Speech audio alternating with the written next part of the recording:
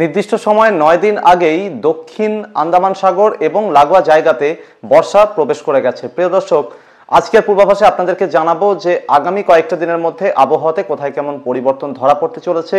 ইতিমধ্যে বাংলার বিস্তীর্ণ এলাকা জুড়ে ব্যাপক গরমের দাপট চলছে। কবে থেকে এই গরমের দাপট কমতে পারে সেই ব্যাপারেও জানাবো। ঝড় বৃষ্টির সম্ভাবনা কবে কোথায় কেমন রয়েছে সেই ব্যাপারেও জানাবো। প্রিয় দর্শক, আপনারা দেখছেন ওয়েদার উইথ শুভেন্দু। আজ হলো মে মাসের 14 তারিখ, বুধবার, সাল 2025। যারা এখনো পর্যন্ত চ্যানেলটি সাবস্ক্রাইব বা ফলো করেনি, চ্যানেলটিকে এখনই সাবস্ক্রাইব আর ফলো করে রাখুন। প্রিয় দর্শক, ভারতীয় সময় ঘড়িতে এখন সকাল 11:40 বাজে। সর্বশেষ উপগ্রহ চিত্রে আরব সাগরের দক্ষিণাঞ্চল এবং লাগোয়া আশেপাশের জায়গাগুলোতে মেঘের উপস্থিতি নজরে আসছে।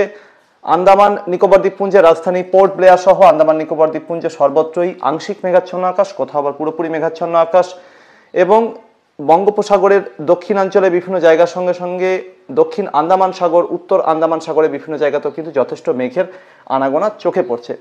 খুব ভালো করে খেয়াল করলে দেখা যাচ্ছে যে মেঘপুঞ্জগুলো কিন্তু ধীরে ধীরে পশ্চিম থেকে পূর্ব দিক বরাবর এগিয়ে যাচ্ছে, অর্থাৎ মৌসুমি বায়ু সেটা কিন্তু মালদ্বীপের বিভিন্ন এলাকা এবং এর আশেপাশের জায়গাগুলোতে পৌঁছাতে শুরু করেছে। সেই সাথে নিকোবর দ্বীপপুঞ্জ, যেটা আন্দামান নিকোবর দ্বীপপুঞ্জের দক্ষিণাঞ্চলের অংশ, সেখানেও কিন্তু বর্ষা ইতিমধ্যেই প্রবেশ করেছে এবং সম্ভাবনা রয়েছে যে ধীরে ধীরে যত সময় যাবে ততই কিন্তু মৌসুমি বায়ু উপরের দিকে অর্থাৎ উত্তর দিকে উঠতে শুরু করবে। এদিকে বাংলার বিভিন্ন জায়গাতে বিক্ষিপ্ত ঝড় বৃষ্টি লেগেই রয়েছে। গতকাল 13ই মে দুপুর থেকে বিকাল বা সন্ধ্যার মধ্যে বীরভূম জেলার বিভিন্ন এলাকাতে ব্যাপক বজ্রপাত সহ ঝড় বৃষ্টি চোখে পড়েছে। পুরুলিয়া জেলার একাংশ এবং লাগোয়া উত্তর ওড়িশার বিভিন্ন জায়গাতে এদিকটাতেও কিন্তু ঝড় বৃষ্টি চোখে পড়েছে। এখন সর্বশেষ উপগ্রহ চিত্রে বাংলাদেশের সিলেট ডিভিশন এবং আসামের শিলচর সহ আশেপাশের মেঘালয় কিছু কিছু জায়গা, এই এলাকাগুলোতে বজ্রবিদ্যুৎ সহ ঝড় বৃষ্টি নজরে আসছে। উত্তরবঙ্গের পাহাড়ি এবং তরাই ডুয়ার্সের জেলাগুলোতে প্রধানত পরিষ্কার আকাশ, কোথাও কোথাও টুকরো টুকরো মেঘের উপস্থিতি নজরে আসছে। আসামের বিভিন্ন জায়গাতে কোথাও সাধারণ মেঘপুঞ্জ, কোথাও বা টুকরো টুকরো বজ্রগর্ভ মেঘপুঞ্জের উপস্থিতি নজরে আসছে। কলকাতা সহ গাঙ্গেয় দক্ষিণবঙ্গ, উত্তরবঙ্গের সমতলের জেলাগুলোতে রোদ ঝলমলে আকাশ, বলা বাহুল্য যে রোদের তেজ বা প্রভাব কিন্তু মালুম হচ্ছে। সেই সাথে বিহার, ঝাড়খণ্ড এবং উত্তর ওড়িশার বিভিন্ন জায়গাতেও কিন্তু একেবারে পরিষ্কার আকাশ রয়েছে এবং রোদের তেজ বা রীতিমতো প্রবল গরমের দাপট কিন্তু অনুভূত হচ্ছে। বাংলাদেশের দক্ষিণাঞ্চলের বিভিন্ন জায়গা, ত্রিপুরার বিভিন্ন জায়গাতে প্রধানত পরিষ্কার আকাশ, তবে ত্রিপুরার দক্ষিণাঞ্চলে কিছু কিছু জায়গাতে কিন্তু খানিকটা বজ্রগর্ভ মেঘপুঞ্জ তৈরি হতে দেখা যাচ্ছে। এবং এই সাথে ঝাড়খণ্ডের পশ্চিম দিকের বিভিন্ন এলাকা, সেই সাথে ছত্তিশগড়ের উত্তরাঞ্চলের বিভিন্ন জায়গা, ওড়িশার মধ্যবর্তী এবং আশেপাশে কিছু জায়গাতে এখানে কিন্তু বেশ খানিকটা মেঘের উপস্থিতি এখনো নজরে আসছে। এই সময় কি হচ্ছে, উত্তর পশ্চিমের দিক থেকে গরম হাওয়া প্রবেশ করছে, যেটার কারণে বিহার, ঝাড়খণ্ডের বিভিন্ন এলাকায়, উত্তরপ্রদেশের বিভিন্ন জায়গাতে রীতিমতো severe to very severe heat wave বা তাপপ্রবাহ চলছে। এবং সেই গরম হাওয়া সেটা কিন্তু পশ্চিমবঙ্গ এবং ঝাড়খণ্ডের যে সীমান্ত অর্থাৎ বর্ডার লাইন এলাকাগুলো রয়েছে সেখানে এসে পশ্চিমের এই গরম হাওয়া বাধাপ্রাপ্ত হচ্ছে। তার কারণ হচ্ছে বঙ্গোপসাগরের দিক থেকে দক্ষিণা বাতাসের যোগান বেড়েছে এবং এই দক্ষিণা বাতাসের সঙ্গে ধাক্কা লাগছে এই উত্তর পশ্চিম দিক থেকে আসা শুকনো গরম বাতাসের ফলে ঠিক যে জায়গাতেই বাতাস মিলিত হচ্ছে সেখানে কিন্তু প্রত্যেকটা দিনই নিয়ম করে বজ্রগর্ভ মেঘপুঞ্জ সঞ্চার হচ্ছে, যে কারণে গতকাল বীরভূম জেলা এবং লাগোয়া জায়গাতে কিন্তু বজ্রগর্ভ মেঘপুঞ্জের সঞ্চার হয়েছিল। দুই বিপরীতধর্মী হাওয়া মুখোমুখি হওয়ার জন্য আজও পশ্চিমবঙ্গ এবং ঝাড়খণ্ডের যে সীমান্তবর্তী এলাকাগুলো রয়েছে অর্থাৎ পুরুলিয়া, বাঁকুড়া, সেই সাথে পশ্চিম বর্ধমান, বীরভূম এবং লাগোয়া ঝাড়খণ্ডের বিভিন্ন জায়গা, এখানে কিন্তু বজ্রগর্ভ মেঘের সঞ্চার হতে পারে দুপুর থেকে বিকালের মধ্যে। ফলে এই এলাকাগুলোতে ঝড় বৃষ্টির সম্ভাবনা এই সময় থাকছে। বাকি গাঙ্গেয় দক্ষিণবঙ্গের জেলাগুলোতে ঝড় বৃষ্টির সম্ভাবনা কম, তবে এই বজ্রগর্ভ মেঘপুঞ্জ যেগুলো এখানে তৈরি হবে সেটা খানিকটা দক্ষিণ পূর্বের দিকে এগোনোর চেষ্টা করবে। ফলে এই জেলাগুলো পাশাপাশি পার্শ্ববর্তী জেলাগুলোর কোথাও কোথাও খানিকটা অ্যাক্টিভিটি নজরে আসলেও আসতে পারে। সেই সাথে উত্তরবঙ্গের পাহাড়ি এবং তরাই ডুয়ার্সের জেলাগুলোতে বিক্ষিপ্ত ঝড় বৃষ্টির সম্ভাবনা আগামী 24 ঘন্টায় থাকছে, বিশেষ করে দার্জিলিং, কালিম্পং, জলপাইগুড়ি, আলিপুরদুয়ার, কোচবিহার এই জেলাগুলোতে। সেই সাথে বাংলাদেশের সিলেট ডিভিশনে আগামী 24 ঘন্টার মধ্যে ভালো ঝড় বৃষ্টির সম্ভাবনা রয়েছে। মেঘালয়ের একাংশ, আসামের বিভিন্ন জায়গাতে বিক্ষিপ্তভাবে ঝড় বৃষ্টির সম্ভাবনা কিন্তু রয়েছে। বাকি বাংলাদেশের বেশিরভাগ জায়গাতে মূলত ড্রাই বা শুকনো আবহাওয়া থাকার সম্ভাবনা বেশি।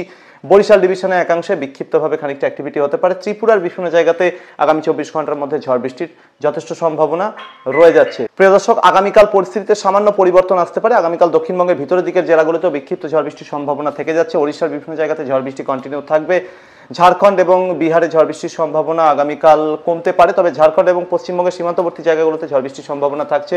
উত্তরবঙ্গের পাহাড়ি এবং তরাই ডুয়ার্সের জেলাগুলো, সেই সাথে উত্তর দিনাজপুর, দক্ষিণ দিনাজপুরের একাংশ, বাংলাদেশের উত্তরাঞ্চলের রংপুর, সেই সাথে ময়মনসিংহ, সিলেট ডিভিশন এবং এর আশেপাশের জায়গাগুলো, বিশেষ করে ঢাকা এবং চট্টগ্রাম ডিভিশনের উত্তরাঞ্চল, ভারতের ত্রিপুরা বিভিন্ন জায়গা, আসামের বিভিন্ন জায়গাতে আগামীকাল ঝড় বৃষ্টির সম্ভাবনা কিন্তু রয়েছে। বাংলাদেশের দক্ষিণাঞ্চলে কিছু কিছু জায়গা, বরিশাল, খুলনা এবং চট্টগ্রাম ডিভিশন, এখানেও কিন্তু ঝড় বৃষ্টির সম্ভাবনা থেকে যাচ্ছে।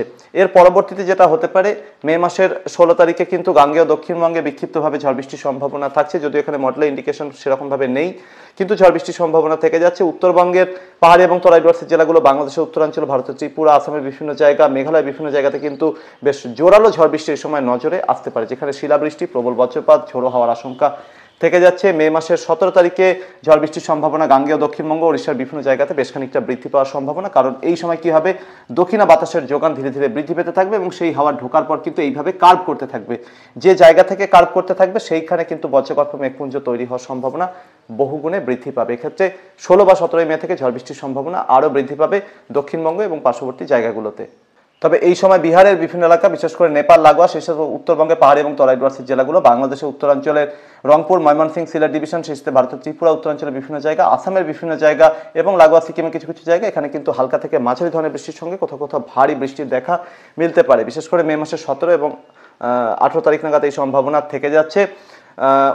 18 মেতেও কিন্তু গাঙ্গেয় দক্ষিণবঙ্গে ঝড় বৃষ্টির বেশ ভালো সম্ভাবনা থাকছে। বাংলাদেশের উত্তরাঞ্চল, আসামের বিভিন্ন এলাকা, বিহারের, নেপাল লাগোয়া জায়গাগুলো, ত্রিপুরার বিভিন্ন জায়গায়, মেঘালয়ের বিভিন্ন জায়গাতেও কিন্তু ঝড় বৃষ্টির সম্ভাবনা থেকে যাচ্ছে। বাকি ওড়িশা, ঝাড়খণ্ডের বিভিন্ন জায়গাতে শুধুমাত্র বিক্ষিপ্তভাবে ঝড় বৃষ্টির সম্ভাবনাই থাকছে। মে মাসের 19 তারিখে গাঙ্গেয় দক্ষিণবঙ্গে জোরালো ঝড় বৃষ্টির সম্ভাবনা, সেই সাথে বাংলাদেশের উত্তরাঞ্চল, আসামের বিভিন্ন জায়গা এবং নর্থ ইস্ট যে স্টেটগুলো রয়েছে আমাদের ভারতের, সেখানেও কিন্তু ঝড় বৃষ্টি চলতে থাকবে। বিহারের বিভিন্ন জায়গাতে ঝড় বৃষ্টির সম্ভাবনা, ঝাড়খণ্ড এবং ওড়িশাতে বিক্ষিপ্ত ঝড় বৃষ্টি শুধুমাত্র হতে পারে। মে মাসের 20 তারিখেও এই একই জায়গাতে কিন্তু ঝড় বৃষ্টি কন্টিনিউ থাকবে। মে মাসের 21 তারিখেও কিন্তু ঝড় বৃষ্টি কন্টিনিউ থাকার সম্ভাবনা এবং মে মাসের 22 তারিখেও কিন্তু ঝড় বৃষ্টি উত্তরাঞ্চলের জায়গাগুলোতে বিশেষ করে নজরে আসতে পারে।